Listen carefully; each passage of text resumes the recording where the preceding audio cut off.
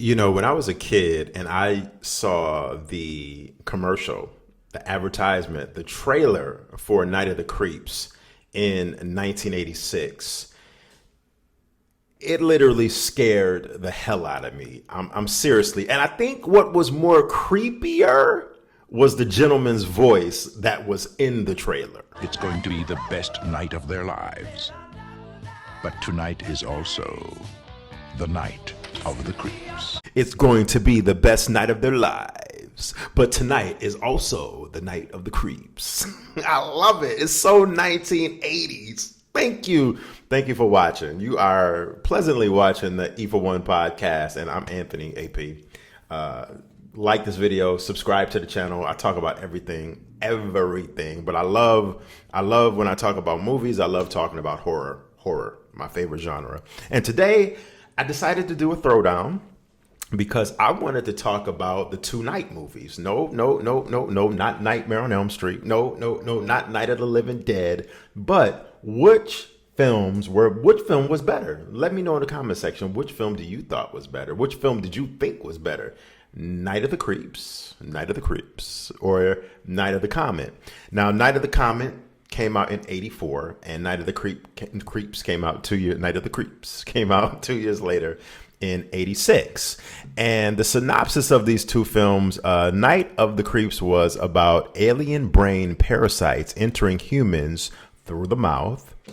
And they turned their host, which was the body, they turned the humans into a killing zombie. Some teenagers start to fight against them. Sounds very interesting, I would say. And Night of the Comet synopsis is a comet wipes out most of life on Earth, leaving two valley girls fighting against cannibal zombies and a sinister group of scientists. Now, what I normally do is when I do these kind of throwdowns is I break them down into categories. And the categories for the throwdown, I like to break them down is which movie poster was better, the TNA Factor, okay, which film had the most or the best sexual situations, which films, I mean, let's just be honest here. In the 1980s, horror films were synonymous with showing you breast, showing you body, showing you ass, and all of that body, women's body. So I like to just throw that in there as a fun factor, and also a shout out to Joe Bob Briggs, who used to always talk about the TNA factors in his movies when he did his show on the movie channel years ago, some 30 years ago. So TNA, the story, the plot, which story plot was better?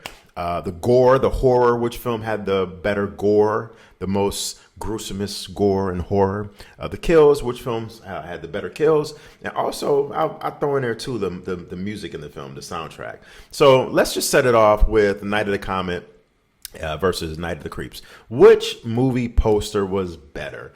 I thought that, let me know what you think, but I thought that Night of the Creeps movie poster was better. Now, there's a couple of different versions of the movie poster that's been circulated and going around since this film was released, but the one I remember is the one that I'm showing you right here with the zombified frat boy in the tuxedo. And he's like literally standing outside of a window with roses in his hand for his date for the night of the formal. I always thought that poster was definitely a lot more creepier than Night of the Comet, which just had like the backdrop of like a night sky with stars and people looking up at like a drawing of an artist rendition of people just looking up at a comet. Interestingly, both movie posters are kind of like artsy drawings, like artist renditions. So I'm going to give that to, hands down, Night of the Creeps. Now, which film had the best TNA factor? By default, I'm going to give that to Night of the Creeps because Night of the Comet didn't have any nudity, any TNA factor whatsoever. It had two amazingly attractive women, Catherine Marie Stewart and Kelly Maroney, who, in their day, very attractive. But Night of the Creeps didn't have that many. They had a scene where the women were changing and getting ready for the formal, but off the top, and I just saw these two movies like a couple of weeks ago because I to prep myself for this vid. But Night of the Creeps didn't have a heavy presence of TNA Factor either, but they did have, like I said, the women were getting ready for the formal and they were walking around in their dormitories or the sorority house in their towels.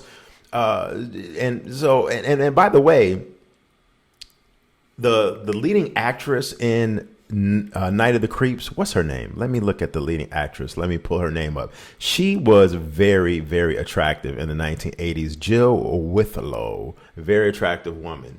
And so I'm just going to give this to Night of the Creeps, not only because Jill was very attractive, but like I said, it had a brief scene in the sorority house with the girls. So yeah, why not? What the hell? I'll just give that to Night of the Creeps. Okay. Which film had the best story plot? I just ran down a minute ago the story, the plot to you. I always thought that's a good one. That's a real good one. I always thought that the best story, the plot went to Night of the Creeps. Simply because in Night of the Creeps, you were dealing with not only zombies, you were kind of dealing with zombies as well in Night of the Comet. My biggest knock on Night of the Comet has always been the fact that Night of the Comet was sequential 80s movie in the look, the feel, and everything. But the movie just did not have enough gore or horror involved in it. The movie just was not really scary. And that was like my only thing about Night of the Comet. The movie was just not really scary. We didn't get a chance to see too many kills, really hardly any gore. The only real kill we kind of got was like when the black guy who was like the janitor, go figure, in the 1980s, throw a black guy in the film. Either we're going to kill him off in the first 20 minutes or 30 minutes of the film, he's always going to be the first to get killed, or we're going to have the black guy be the janitor. Come here! What? Come here! Anyway, anywho, they were at the El Rey Theater in Los Angeles where they filmed this movie. But the black guy who was the zombie, he was like had the janitor uniform on, the maintenance guy uniform. He killed Mary Stewart, I think, if I remember off the top, that's her name. He killed Captain Mary Stewart's boyfriend.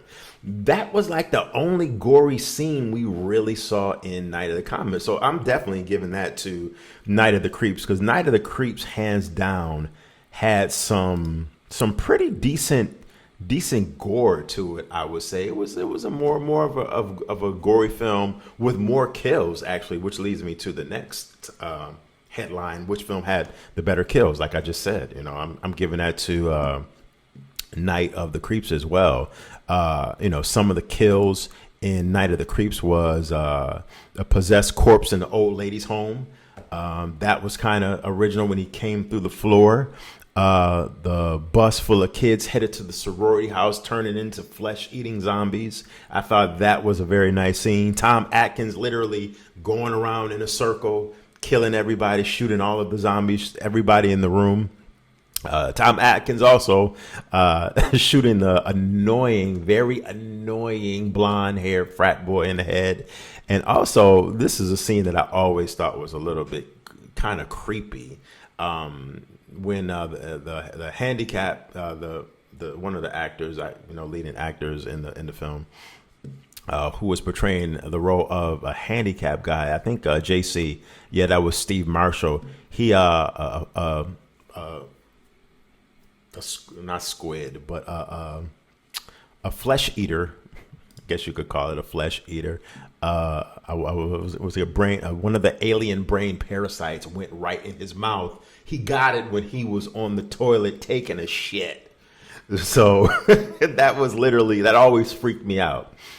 Just because, it made me have some sympathy for him, because number one, he was handicapped. In horror films, besides a few exceptions that I can remember, I think it was Friday the 13th Part 2, correct me if I'm wrong. It might have been one, but I think it was Friday the 13th Part 2 and the Texas Chainsaw Massacre, the original. We only saw like handicap people that were handicapped being used as being handicaps in horror films, not so very often. So it kind of gave you a heartwarming feel for JC. It kind of made me always want to, have JC live throughout the movie, but they killed him off in the bathroom. So, yeah, other than that, the next category. So, yeah, I'm giving that so far. Everything so far is going to Night of the Creeps. So that's the kills in Night of the Creeps. Night of the Comet. Some of the kills in Night of the Comet that were pretty decent. 2 or 3. There was only like 2 or 3 zombie kills. Like I said, the black zombie, janitor, maintenance man at the movie theater, the brother, and the doctor zombie near the end of the film. So it really wasn't that many, kills in Night of the Comet. And that brings me to the final category, which is something different that I thought I would do, was music, soundtrack. Which film had the better music and soundtrack? I would definitely give that to the only one that Night of the Comet will win in this throwdown. I will give the music to Night of the Comet because it had the music in Night of the Comet had a totals 8. And not only was it in the height of 80s, the 80s and 84, but it had like, the soundtrack was filled with like a new wave-ish kind of sound a little bit. You heard a lot of, not necessarily new wave, but just that 80s sound, that adult contemporary 80s sound. You heard a lot of music in the film, especially when they were at the radio station. Music was being played in the background doing, some of the more, I don't want to say romantic scenes, because there really weren't any romantic scenes in the film, but you would hear the soundtrack and the movie being played throughout that particular segment when they were in the radio station in Night of the Comet. And Night of the Creeps, I can't remember Night of the Creeps really having anything significant to offer as far as the soundtrack, just like a lot of background music and things of that nature. But one thing that I did want to say is before closing out is that Night of the Creeps, Tom Atkins, shout out to Tom Atkins, who is a legend. I got good news and bad news, girls. The good news is your dates are here. What's the bad news? They're dead.